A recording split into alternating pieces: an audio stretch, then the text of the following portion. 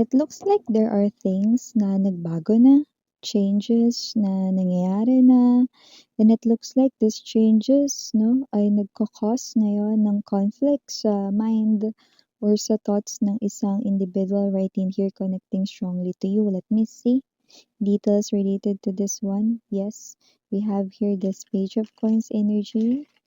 This person here feels like na parang nagsisimula siya ulit sa umpisa or kailangan bang magsimula ulit sa umpisa or paano ba magsisimula sa umpisa?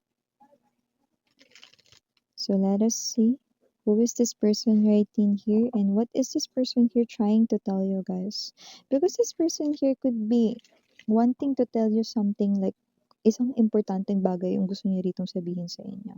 And I want to know that one important thing this person here wants to know you, wants to tell you. Let me see. Just take only what resonates, okay?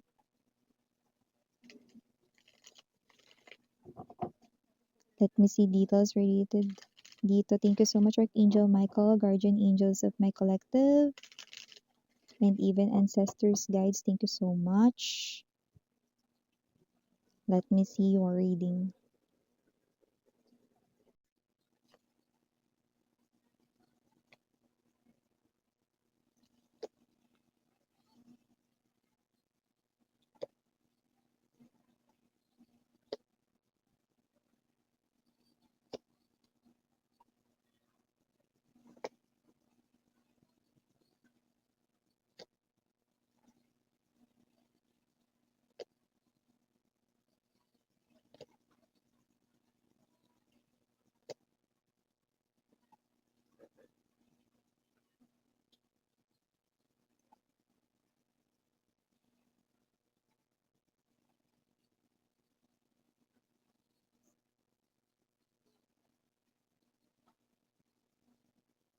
진심이야? 네. O sino man tong energy na to? This person right in here, no? Hindi ka na raw niya rito guguluhin pa at hindi ka na rin daw niya rito pipigilan pa sa iyong desisyon, no? Kung talagang ayaw mo na, hindi niya na raw ipagpipilitan ang kanyang sarili sa'yo. Okay, kung sino man tong energy na to, ito yung energy ng ex-lover mo. Whether kinukulit ka niya, yung iba sa inyo nakita ko with the 8 of Wands, nagme-message sa inyo itong tao na to. Whether nagpaparamdam siya sa inyo rito, no, after niya kayo ritong i-ghost or after ng kanya ritong nagawang hindi maganda way back then, pwedeng may mga nagbabalik loob, no, at maaaring nag-reach out na siya sa inyo, no, at yung iba naman dito, no, ay posibleng hindi pa nag-reach out pero ikaw ay meron na ditong desisyon, no, na ire-reject mo siya agad-agad or instantly once na mangyari yun. Bakit? Kasi with the Four of Swords energy, you are now healed.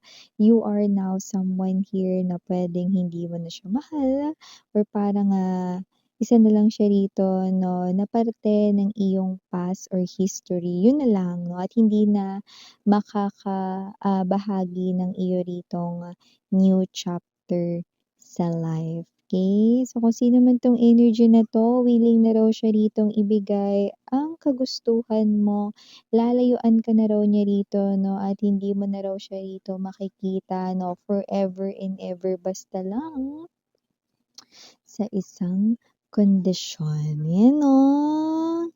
Isang kondisyon, yan, no? Pero, kagaya nga ng binanggit ko kanina, no? Ginseng parang, coming from the heart, talagang sincere yung pagkasabi niya dito na talagang lalayuan ka niya, iiwasan ka niya, Seven of Swords energy, kahit pa mahal na mahal ka niya, yan.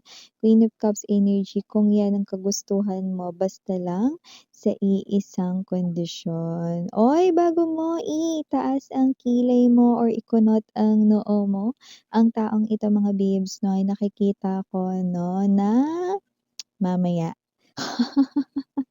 Hindi ka naman niya rito kino-command or inuutusan ha na gawin ito, pero maaari rito mga babes na kumalma ka once marinig mo kung ano ang kondisyon na hinihingi or hihingin niya mula sa'yo dito ano, parang, "부탁 드립니다." Okay.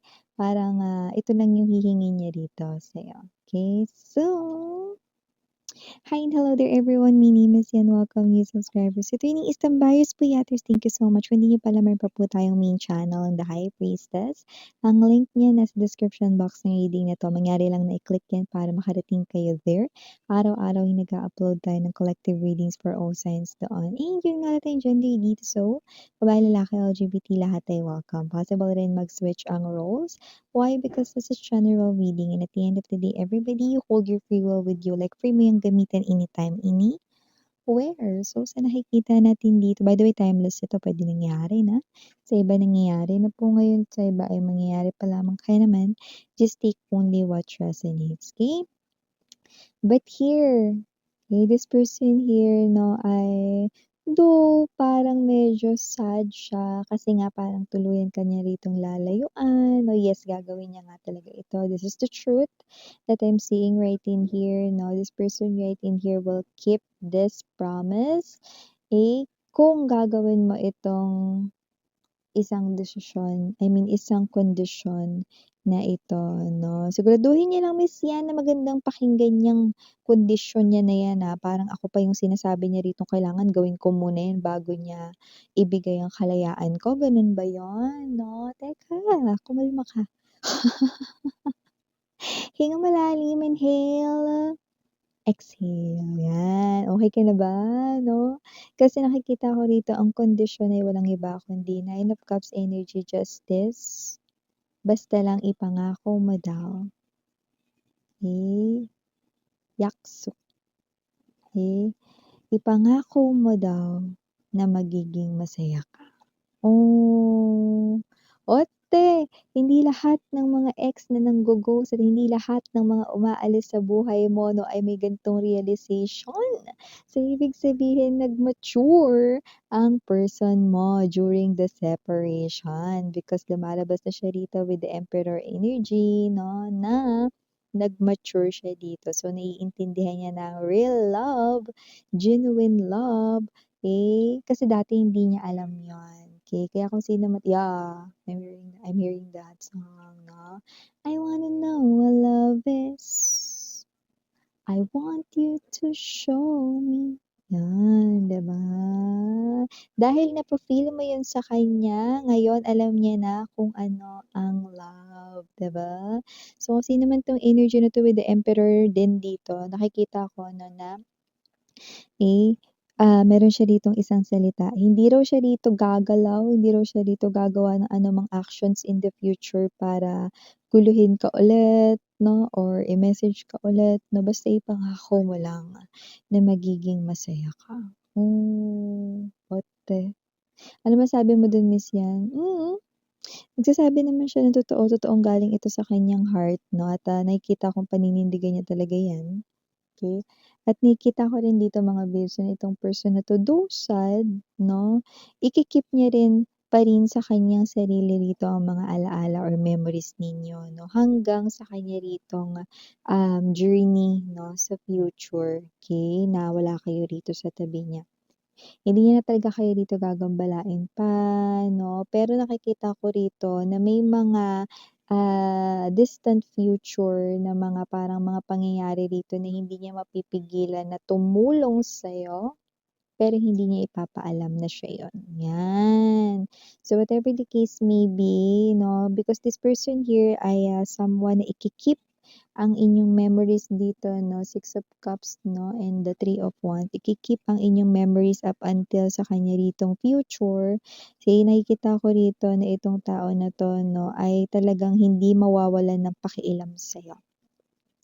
This person right in here, once na makarinig siya rito ng balita 'no, na meron ka ditong inaasikasong ganito, ganyan, doesn't have to be na mapapasok ka sa isang malaking problema, so don't worry about that 'no. Meron lang mangilan-ngilan sa distant future, okay, malayo pa yon 'no, na parang may mga, meron ditong mga challenges at test na pagdadaanan ka na gusto niyang makialam. Kahit na parang mag-turn siya ng blind eye or magwalang pakialam, magwalang bahala, hindi niya yun magagawa. So this person here, I'm seeing that magiging to the rescue pa rin siya. Pero this person here, no, ay hindi niya ipapaalam, like zip ang mouth niya rito, no, lips, na hindi niya papaalam na siya yung tutulong rito sa'yo.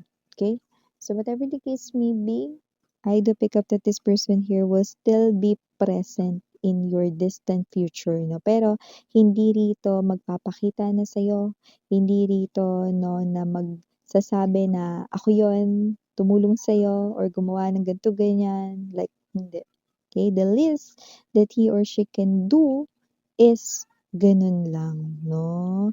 Kasi nga gusto niya rito ay maging happy ka because others of you gusto niyo ng kalayaan dito sa kanya, no? Yung iba sa inyo nakita ko kasal kayo rito, no, with the justice energy din. But this person here, pwedeng hindi niya pinipirmahan, no, ang inyo ritong annulment papers, divorce papers, no, or anything legal related to this marriage if nagkaroon ng kasal sa inyo. Pero gagawin niya na ito, pipirmahan niya na ito kahit na masakit sa kanya ritong loob, no, para tuluyan na kayong palayain, no. Sa isang kondisyon, if this is something here that will make you happy, please, putaktirimnida. Okay? Please be happy. Yan. Gusto niya lang maging masaya ka. Yun lang. Okay? Kahit na I'm hearing that song. Keep bleeding love. I keep bleeding love. Yeah, I know that. Agoy. Yeah, kasi naman tong energy na to, no? Okay, after ng process ng successful annulment or divorce dito, okay, nakita ko na higit siyang masasaktan at maaaring mag-inom rin siya with the Eight of Swords energy. Ay ko. At yung iba naman na hindi kayo kasal sa taong ito, nakikita ko rito na itong person na to, no, ay person rito, no, na hindi talaga rito as in, mararamdaman or mafe-feel yung happiness talaga, no, with his or her life starting dito sa moment, no, na pinapalaya niya na kayo. Okay? Pero, meron siya ditong parang kahit papaano happy siya kasi nagawa niya yung part dito. Kasi alam niya na ito yung bagay na gusto mo. Okay? Yung makalaya na talaga sa kanya. So, yung hindi mo na talaga siya rito i-accept sa life mo, no, at kung may bibigay niya yon, no, okay, parang kahit yun man lang, kahit masakit sa kanya, gagawin niya. So, with this Ace of Swords, nakikita ko nagsasabi naman siya ng totoo. Wala naman ako nakikita rito umaacting siya or nagdadrama siya rito. No? But this person here, with the Tower energy, this is something here that hindi ko talaga gustong gawin. Pero I have to do this for the person I truly love. At yung tinutukoy niya na yun ay ikaw. Ikaw syempre naman yung kapitbahay niyo. Ikaw yung tinutukoy niya dyan, diba? So, I do pick up now that this person right in here ay facing this kind of crisis, no? In love, yun ang nakikita natin dito. That's why this person here feels like that he or she is bleeding. Bleeding love. Oh. Yeah, you cut this person open. Okay? Yung wound niya rito, no, ay super fresh, no? Sangcho. Yan. Super fresh ng kanyang sugatang puso rito, no? Kaya kung sino man tong energy na to, no, yeah, hindi man niya rito parang, hindi man siya makapagparamdam rito sa inyo, no? Hindi man siya rito makagawa, no, ng parang, what's this? Paraan, no, para mapakita yun sa'yo ng nakikita mo siya, no, okay na daw yun sa kanya. As long as you're okay and you're happy, yun. So, yeah. Ito yung nakikita natin dito sa energies ng person na ito, no? So, initials na nakikita natin dito, mga bibs, no? I, capital letter Q, capital letter N, capital letter C, capital letter G, capital letter L, capital letter I, and capital letter J. And for may humahabol, capital letter X. Yan, oh, kakaloka yun. So, also have here small letters pero apat lang. We have here E, O, P, and last but not the least, we have D. So, ito yung mga mensahe right here for you guys. Again, in Uriana, ani, sarang hail, love, and light. Anyo.